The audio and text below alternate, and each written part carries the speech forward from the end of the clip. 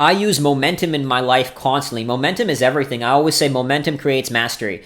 So when you starting is the hardest thing. For example, metaphorically speaking, stepping out the door into my run. Some days when I'm struggling, I don't feel like it. Stepping out the door is the hardest part. But once I get out the door, it's done. I already know I'm going to hit the miles. So practicing building those systems, it will create momentum. So setting up systems in my life. So every day I have immense clarity on what is my lifelong vision, what is my yearly target, what is my quarterly target, what is my monthly target, what is my weekly target, and then breaking down what is the things I need to get done every day. So every day, at the end of every night, I plan out my top 3 to 5 things for the next day, and I structure my life to get all those 3 to 5 things done.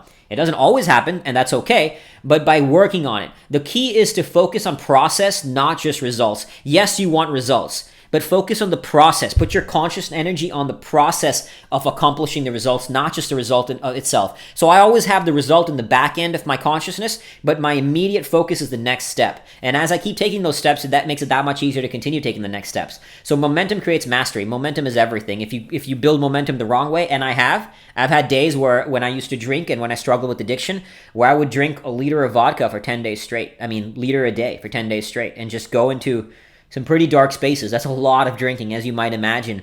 And momentum fueled me negatively. Now and if anything slips, and not that I slip in drinking, but let's say I travel or whatever and have to come back and get back into my routines, I just pause, I reflect, I take the time to consciously step back into the routines. And once I step back into the routines, and then momentum just fuels me and I get back on track and it's all habituated. So having clarity of purpose will give you the ability to use momentum in your favor.